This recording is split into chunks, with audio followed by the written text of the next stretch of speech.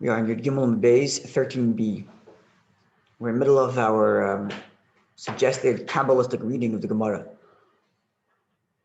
The Gemara cited a number of verses that God would have said at Moses' funeral procession, at Moshe Rabbeinu's funeral procession, when God is carrying Moshe Rabbeinu from the Mount of Nevoy to be buried and interned in the territory of Gad. So the Gemara there says that during this time, God is saying any number of verses, different opinions, citing to different verses. And we explained these verses, suggested an explanation on a Kabbalistic level. And we described essentially how these verses express the Kabbalistic intellectual sphere or system.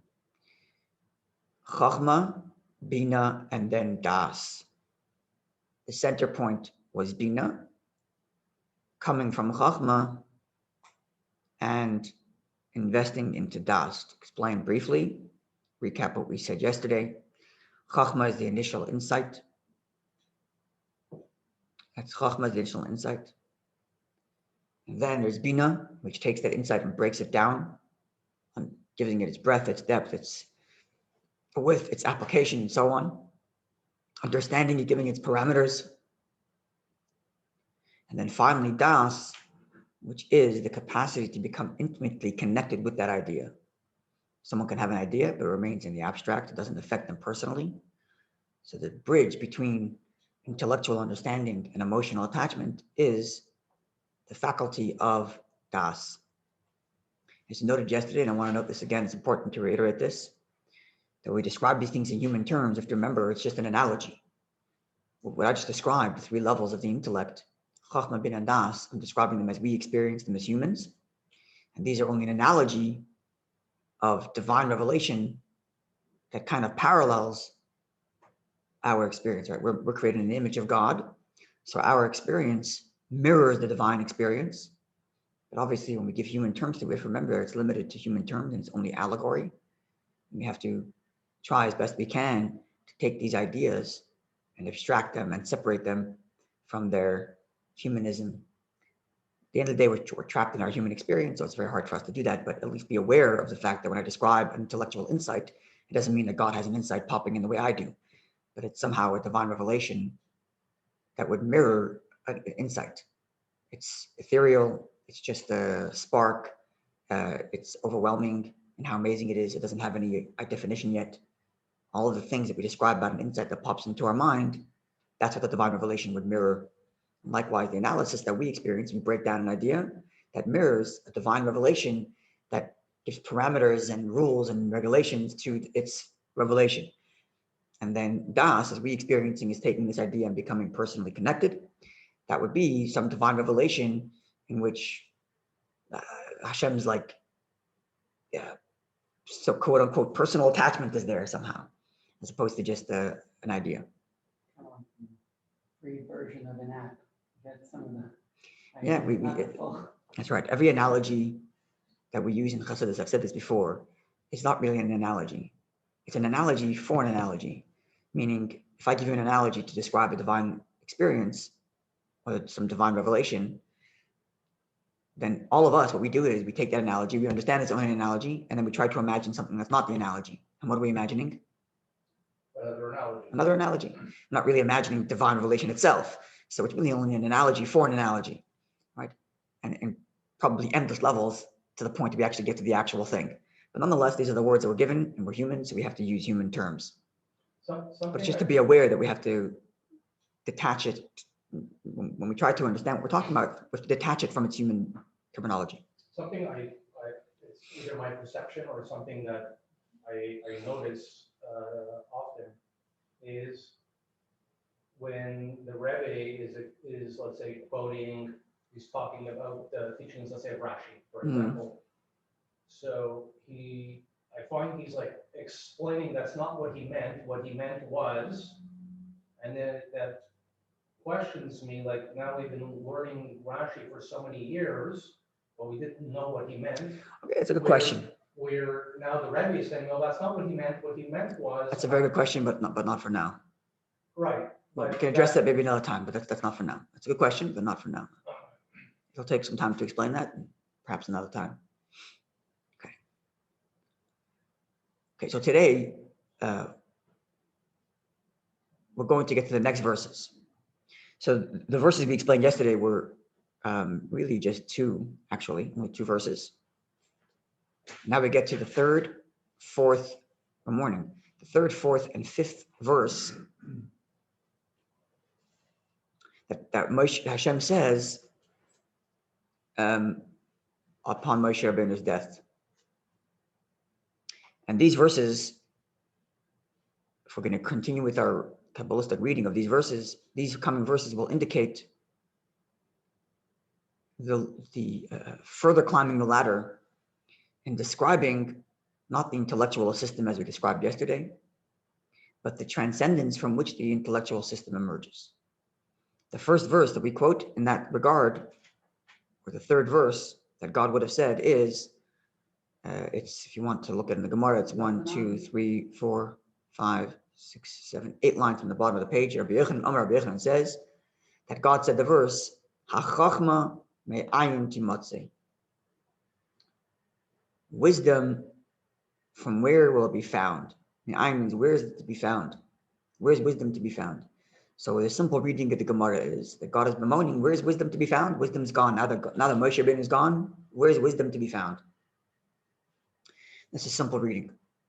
As I mentioned when we learned this first, that Chassidus reads this verse as follows. Ha-chachma, the level of chachma, of wisdom, of insight. May ayin, from nothing, the word ayin meaning nothing. As opposed to the literal translation, may ayin means from where, like from where is chachma to be found, where we lost it. The word may ayin can also translate as from nothing, timatze is found. So the pasuk is saying then that wisdom emerges from nothing. Emerges from nothing. So what do we mean when we say that wisdom emerges from nothing? So let's understand what the word nothing means. The word nothing is not a definitive explanation. It's a negative description. We're saying, even in English, it's no thing. That's the word nothing means, because you have nothing to describe the word nothing. In fact, we cannot imagine nothing. Close your eyes and imagine nothing. You're not imagining nothing. You're imagining big black space. It's not nothing. It's space and it's black. We cannot imagine nothing because we don't have framework for nothing. Right? Matter can neither be created nor destroyed. Right? We don't know what nothing means. We've never seen nothing. We've never seen nothing. We don't have it. We don't have it in our. Not only do we have no nothing, because we don't know what nothing is, we cannot make something out of nothing. Not even in our imagination. Not in the analytics.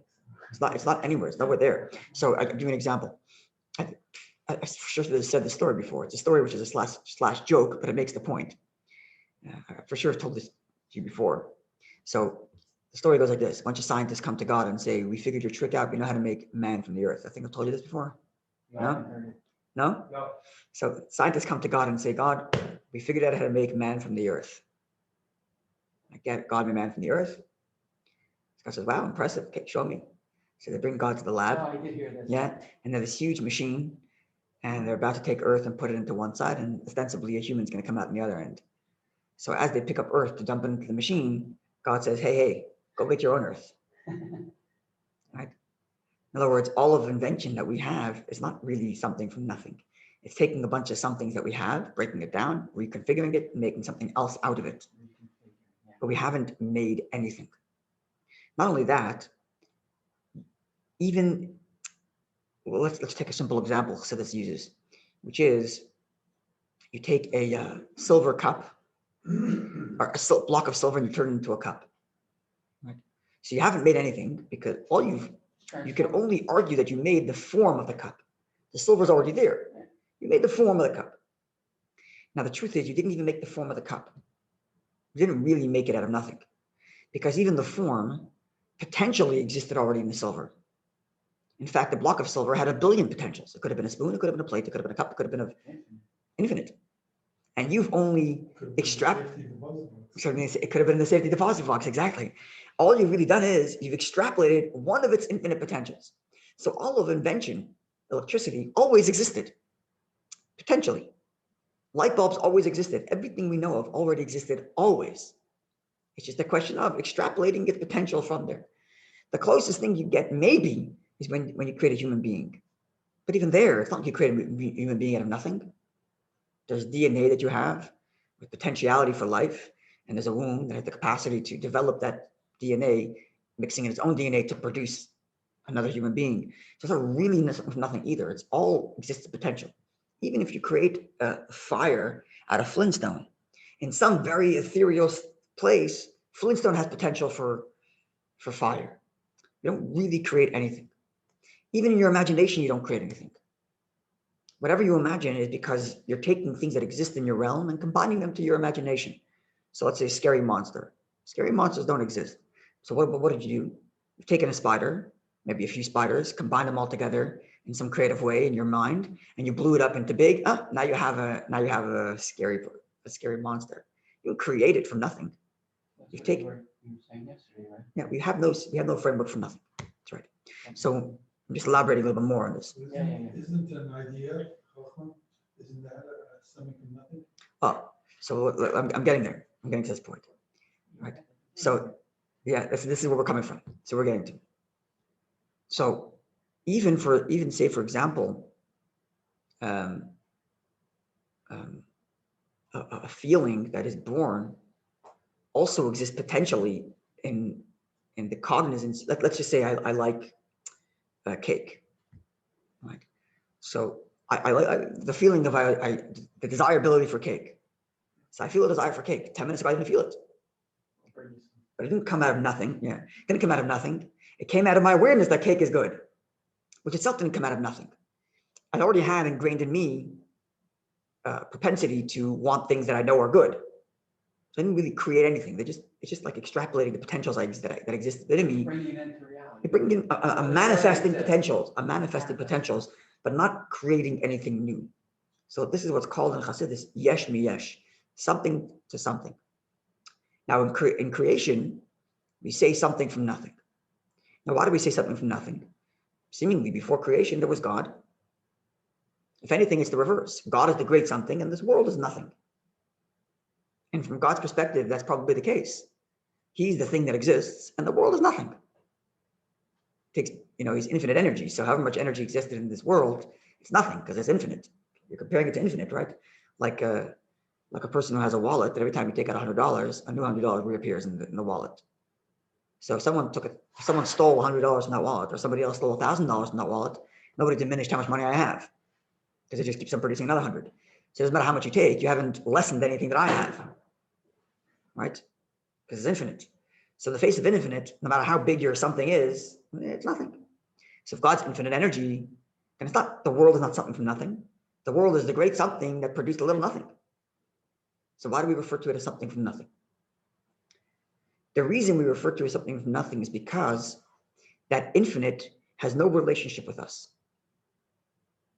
Because we are something, we are defined by very specific parameters, and the infinite is no thing. It is not defined by any parameters. So calling God something is not a virtue. It's not.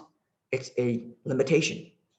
Something, by definition, means it has specific parameters for existence. Just to make this point clearer, if I told you that in my house I have a thing, I give one description to it. All I said is thing. And by the very fact that I said thing, I've already eliminated billions of creations. It's not a human, it's not an animal. It's a finite. It's a thing. I already gave it this only by one definition.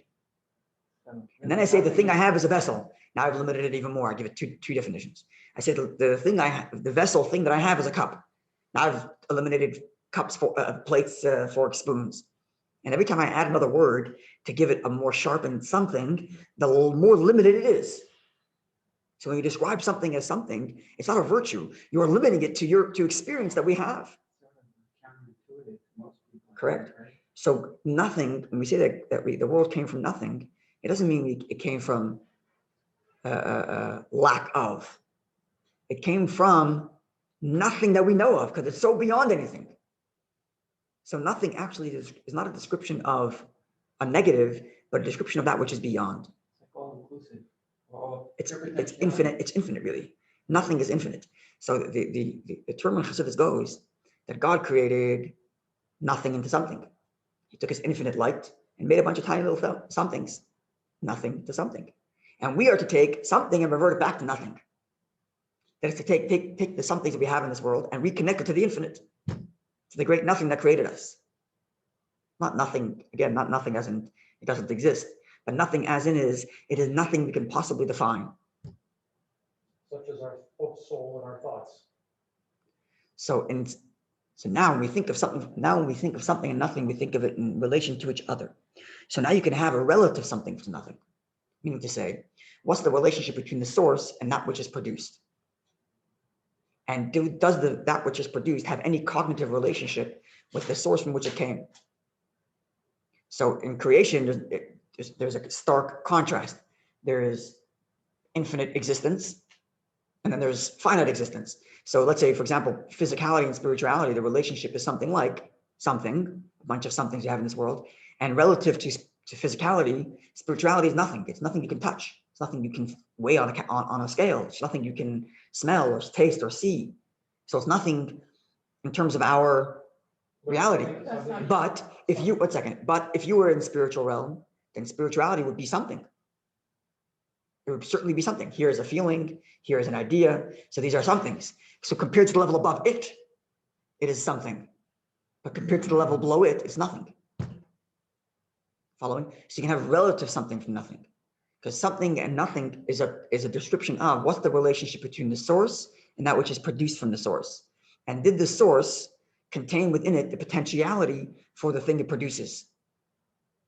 Or in English, it's kind of like cause and effect.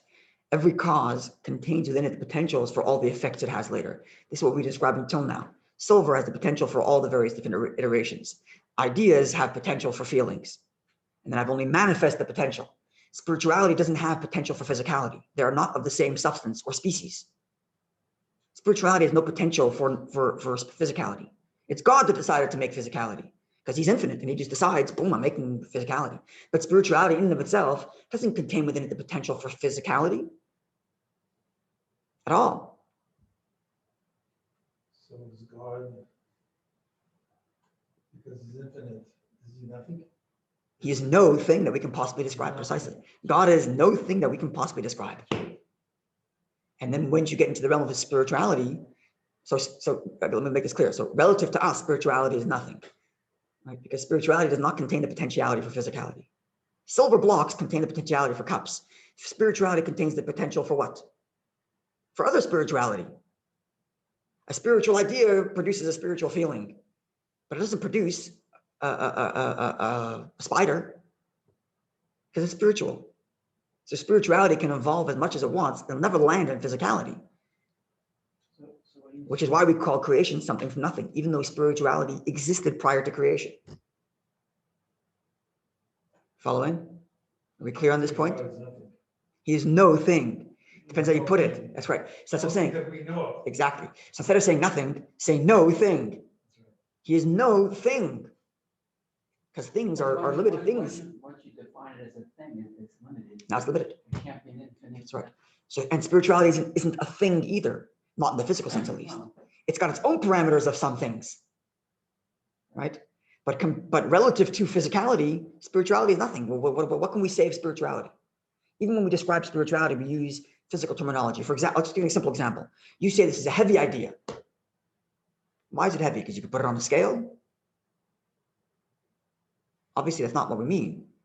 We mean it's difficult to understand, right? So we're using like physical terms to describe things that are not really physical because we don't exist in a world that's not physical. Yeah.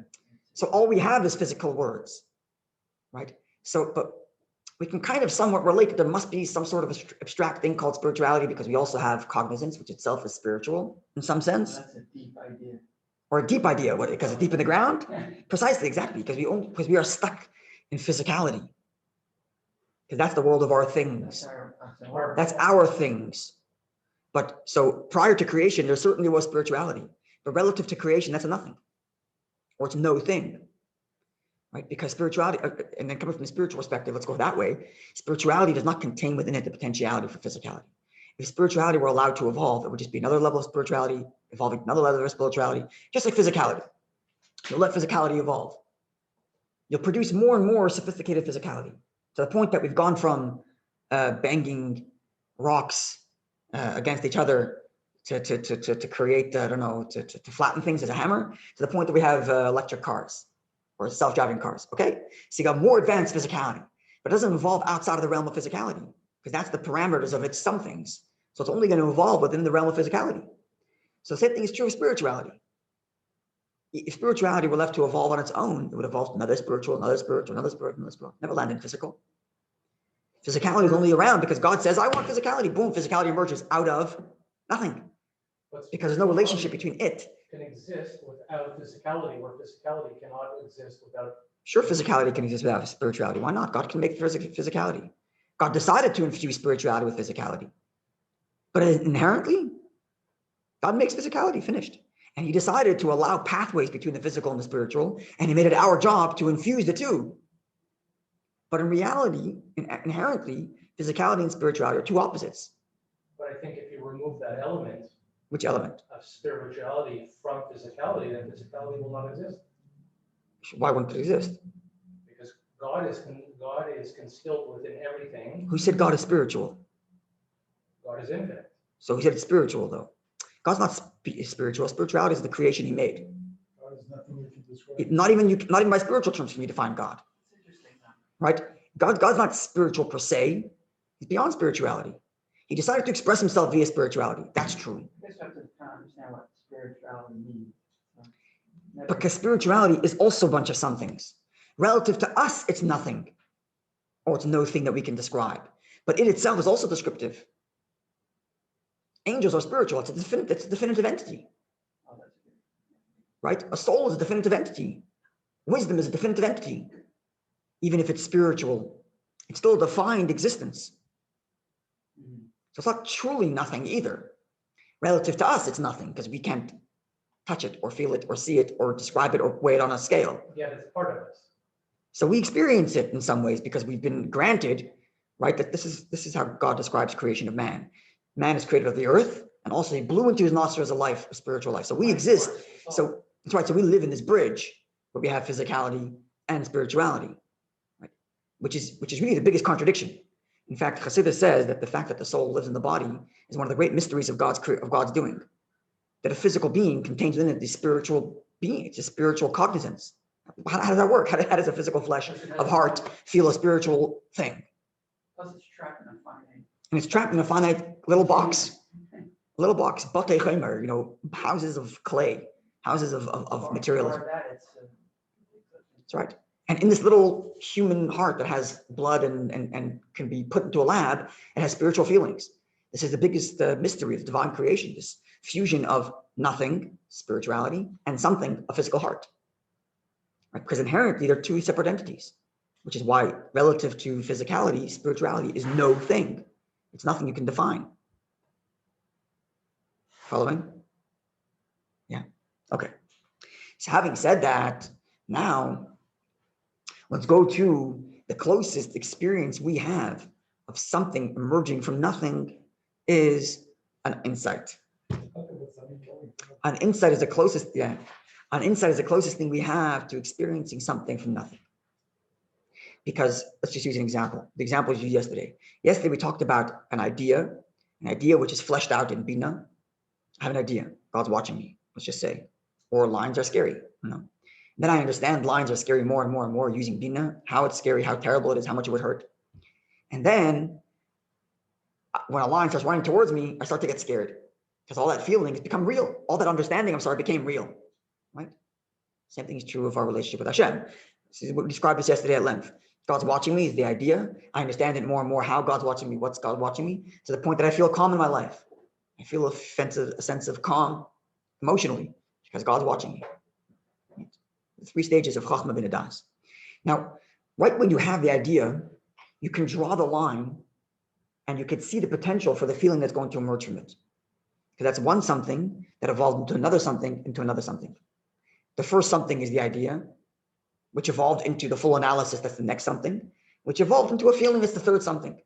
So it's one thing, evolving another thing, evolving another thing, because there's a relationship and correlation between these three elements. So that's not an emergent of something from nothing. My feelings is not something from nothing. It's something, one thing called a feeling, manifests from this other thing called an idea, or cognizance, or understanding, or awareness. Right? So that's an evolution of something to another thing. And right from the start, right when you have the first idea, you can draw the line at that moment to where it's going to go and what kind of feeling it's going to produce. Following? And that's the definition of something to something else. Right from the start, you can draw the line to where it's going to produce. Right? Silver block, you can draw the line between it and whatever iteration you're going to give it. Before you even start making it, you can see how there's going to be a spoon, how there's going to be a cup, because that something already contains within it all the potentials that it could manifest. So the idea that's in my head contains within it the potentials for whatever feeling it's going to produce. So the cup from a block of silver is the something from something, really. Correct. It's something from nothing. And 1 second, it's an insight to feeling is also something from something. Right? Insight to feeling is also something from something. Because let's say the insight is, pick any insight, pick any awareness. Cake is good. So you can draw the line from that awareness to the I like cake, to the desirability for cake. Whatever process has to go through my brain until I finally want cake, you can draw the line to it as soon as you have that original awareness. So take any idea that exists and you could draw the line to what feeling it's going to produce at the end. Because it's a bunch of something from something else. But an ideas is nothing, right? It's nothing in terms, okay, 1 second. Where it comes from, let's get to in a second. We'll get to in a second where it comes from. This is what we're talking about. The feeling is also something from something. Yes. Then what insight you described earlier is the closest experience. Insight to an idea? When the insight emerges to you. So once you have the insight and you have a defined something, you can draw the line to all the other somethings it's going to produce. You can draw the line between the original insight, God is watching me. You can draw the line between that and all the analysis that's going to come around it, to the feeling of calm that God's watching me, or the feeling of trust, whatever the feelings are that's produced. But where does the idea come from? That somewhere in my brain, an idea pops into my head. Where does it come from? No idea. That's the something from nothing, when the idea emerges. Once the idea emerges and you have a defined something, you can draw the line to all the experiences it's going to produce. Because it's one thing evolving, another thing evolving, another thing. But isn't that nothing? Let's say I get an idea, I want to do, an idea pops in my head, I want to build a condo. Whatever it is, yeah. Okay? So I go through the cognitive phase, which is the idea. Then I go through the Bina phase. Understanding it, figuring it out, how you're going to budget it, and so on and so forth, yeah. And then I go to the DAS, and I've got all the plans, and from nothing came a building. Right, that's correct. But the real point of something to nothing is when the idea popped into your head. Because once the idea popped into your head, you can draw the line from there to all the manifest reality. Right. But when the idea popped into your head, where's the place where it came from? We don't know. And that's the something from nothing. It's the closest thing we experience to something from nothing. So An idea pops into our mind. And here's the point. Here's the main point. Just like once the idea is there, you can draw the line all the way till its manifest potential in every possible iteration. If before a person comes up with an idea, can you draw the line as to which idea is going to produce? No. You can't, because there is nothing to work with. There's no thing to work with. Certainly there's a potential. It exists because obviously my brain has this capacity because it produced ideas. So obviously it has a capacity. But when I look at it, I cannot say what manifestation is going to produce. You just don't know. When you have an idea, I can tell you all the things that it could possibly manifest from it. Whatever idea it is, I can tell you, here's all the possible outcomes from this idea. If I was smart enough, I can go through 1 billion different outcomes, right? Like the block of silver. What are the trillion outcomes that can possibly come from the block of silver? A spoon, a plate, a cup, I don't know, whatever. A ring, a necklace, 1,000 billion different things. The idea, it's not completely from nothing because.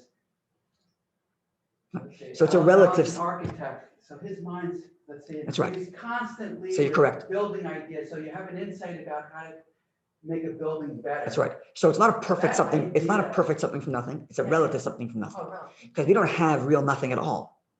As I mentioned this before, you can't, it's always been there. It's not a real something from nothing either, because like you're saying, like we said this before, you can't imagine what kind of ideas he's going to generate. That's right. There's a probability. That's correct. That's correct. You already have a certain propensity to whatever ideas you're going to produce, right? but it's a relative something from nothing. It's relative in our experience because we cannot experience nothing ever. We don't know what nothing is. It doesn't exist in our lexicon. It doesn't exist in our reality, right? But the closest thing we have to that experience is an idea popping into our minds. The closest thing we have. And the reason why I'm making the point, why is it that this is the closest thing? Because before that idea comes, you cannot say which idea is going to be produced. Because it's potential for anything. Maybe, like you're saying, you can say which realm it's going to be and given the propensity to what the probability of what type of world the person lives in. He's thinking about business, so it's likely he's going to come up with a business idea rather than come up with an insight in Talmud, right? So you can maybe say that because you know which realm he lives in, but you still cannot definitively say what business idea is going to pop into his head. You can't. Once the idea pops into his head, you can say, what are the 1,000 different possible outcomes from that idea? Make $1 million, lose $1 million, or I don't know, or whatever the potential outcomes are from that original idea. But when you look at it before the idea comes, you cannot draw a line to where it's going to end up, which is why it's a relative something from nothing. Right? Now this then is like this. This then idea of wisdom comes out of nothing. When we describe it in divine terms, what we mean is like this. Chachma is the first time God manifests in something defined. So what existed before then?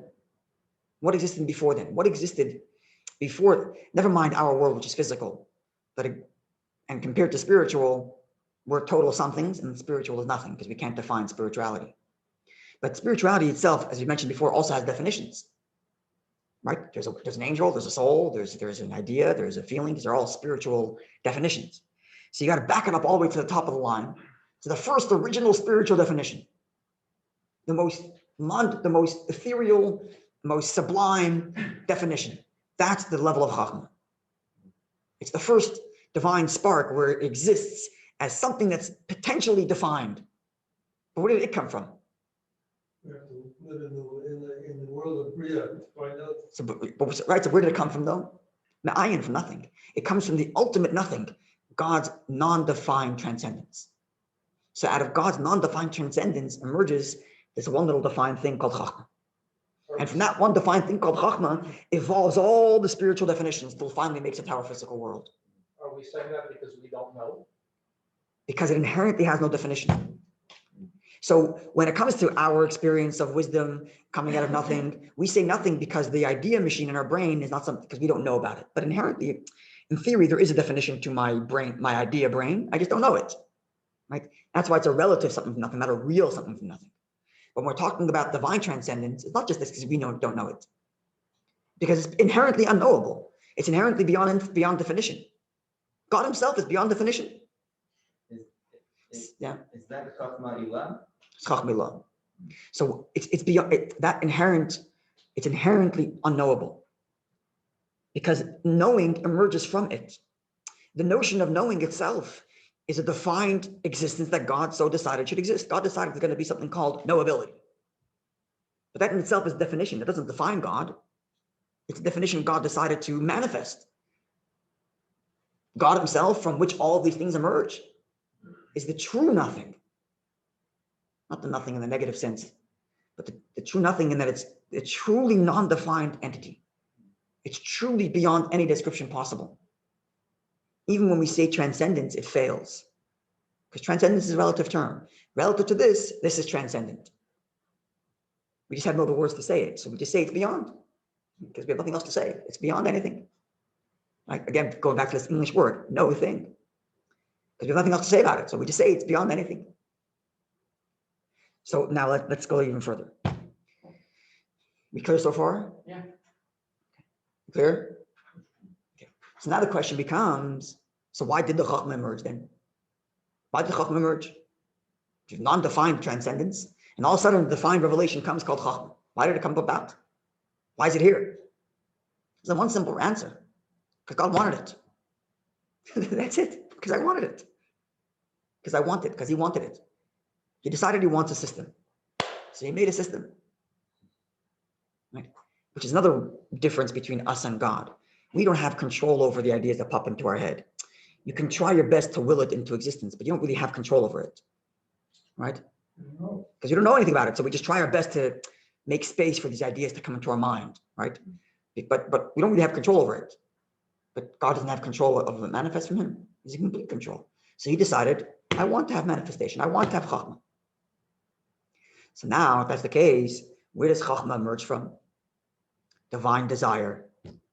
So divine desire is the great ayin, the great is the great nothing. It's divine desire which says, I want the system that begins with chachma, that goes to bina, that goes to das, that goes to emotions, and I want this whole system until finally gets to creation. So I want it. Right? And why does he want it? What does he want out of it? What's the true want of God? Just creation? What's the true want of God? It's not a trick question. The only true want he wants is to live here. Oh, it's the mitzvah. It's the mitzvah. I want to connect with you in mitzvah. Wants to fuse the two worlds together, heaven and earth. So, and that's what the mitzvahs are. So mitzvahs then really are beyond the system. It's the want that compelled the system. Mitzvahs are an access point to transcendence. The whole reason why Hashem manifests this whole system is because I want. What do I want? A mitzvah. So mitzvah is an expression of the true transcendence of Hashem, which it's not, therefore mitzvah is not defined by creation. They were compelled creation. What compelled Hashem to make this whole thing called creation? Because he wants a mitzvah. Right. So the mitzvah isn't defined by creation. It's what caused creation. Oh, wow. It's what caused creation. Mitzvah is access to true transcendence. So the purpose of creation is mitzvahs? This needs to you. No, right? But when you say it's the purpose of creation is mitzvahs, that means mitzvahs predate creation. Right. So the true transcendence is mitzvah. So now, yeah. Now, to bring it into a further Hasidic term that I learned is so that the mitzvahs is the pnimis ratzon and the creation. Precisely. It's precisely that. It's what you just said is Hebrew for what I just said in English. Right. Okay. Precisely. Okay. Mitzvahs are the inner desire for his inner desire. The external desire is creation. Right. I want creation, but only for what? For the mitzvah. So the mitzvah is not defined by creation. It's compelled by, it's what compels creation. Right. It's why creation is there to begin with.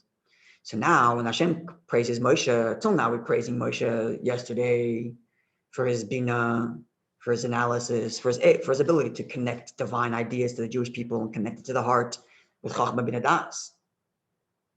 All of that is a Torah relationship with God, where there's a system of understanding, appreciation, and connection to God.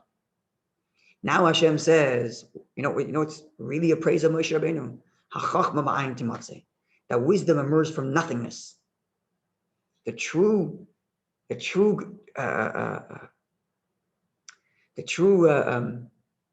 praise of Moshe Rabbeinu is that his connection to Hashem, which comes in Chachma, that comes from wisdom and comes from understanding, and it's deep, deep, deep understanding. But what's its true connection to Hashem? It's the awareness that all of this comes from you, the great nothing, the great non-defined transcendence. So the day right? This is the true praise of Moshe Rabbeinu. Not just that he connects the Jewish people to Hashem in a way that they can understand God and feel God and appreciate God, but the fact that a Jew can surrender to the transcendence of God. This is beyond everything. And this is expressed specifically in the fulfillment of a mitzvah rather than Torah. Torah is my appreciation for God. A mitzvah is my surrendering to the will of God, to the transcendence of God. Following? Yes. So it's a deeper connection to Hashem. We're climbing up the ladder. We're going to get even into more deeper things. We're running out of time. We're going to get even more deeper. We only did one pasuk. We still have 2 more pasukim to go. It's going to only tomorrow. We'll explain. I think Moshe Rabbeinu as an example, because he was born circumcised. He was born with a glow. He was chosen to be this medium. So he was chosen. He was chosen to be this bridge. He's not like everybody else. No, he was chosen to be that bridge to allow him. us to access this transcendence. So till now yesterday we're talking about Moshe Rabbeinu being the bridge, helping us be able to connect to Hashem and appreciate God and feel for God. And now we're describing Moshe Rabbeinu as the intermediary that allows us to access divine transcendence. So therefore, doing a mitzvah is a deeper connection to Hashem than learning Torah? And so in some ways, yes, some ways, no. In terms of the level of God that it reaches, mitzvahs are higher. This is chapter 4 of Tanya versus chapter 3, right? Chapter 4 of Tanya out there says that mitzvahs are a deeper connection to Hashem because this is God's desire. The downside is that it leaves you out of the picture. because you can do a mitzvah without caring for it. Right. So Torah allows you to be invested in the relationship. So it gives you the appreciation. So obviously the best scenario is you combine the two. Right. You have the full appreciation of Hashem. That's yesterday, the Chachma Bina Das, the Torah element. And then all of that is invested in my surrender to your transcendence. Ha-Chachma, wisdom itself, recognizes that what? Me'ayin, from the great nothing to Matzah is how it's here. Even all my appreciation, it's not my appreciation, but it's surrendered to your truth, because this is what you want. Surrender to Hashem's desire, So the day we to Hashem's stop transcendence. doing mitzvahs, that would be the day that this world would not exist. Correct. And to quote the Medrash, Hashem made a condition with creation. The Jewish people accept the Torah, good. If not, what's the point of creation? That's why Paul says in English is where. But Precisely. Creation existed 2,000 years before the Torah was given. All the way around.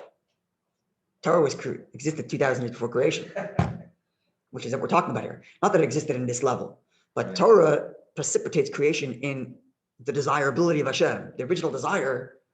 What we say in L'chadodi, Soif Maisa, the last act, the Machshava Tchila comes in the mind first. Right? Using the example of Alan's condo, the first thing he thought of is the end result. Right. And then you got to go through the process of getting there, right? Because the original desire is for the end, right? So Soif Maisa, the end game, which is the Yid doing a mitzvah, the Machshava Tchila comes before everything, before the thoughts of world, before the thoughts of creation, before the thoughts of angel, before God decides to make all this complicated system. The first thing is a Jew doing a mitzvah. Like saying, And then you got to get there. I have an idea. I want to bike to Florida. So now I need to get a bike. I need to know where am I going to That's get right. my food? Where am I going to...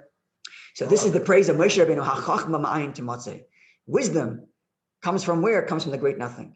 That all of this, everything we described yesterday, all of the divine connection and understanding and appreciation that Moshe Rabbeinu facilitates for us, beyond all of that, is facilitating an appreciation that all of this comes from your transcendence, God. And the true connection to Hashem is by submitting to Hashem's transcendence rather than saying, I appreciate God, which begins with the word I. You have to be careful the way you use the word nothing.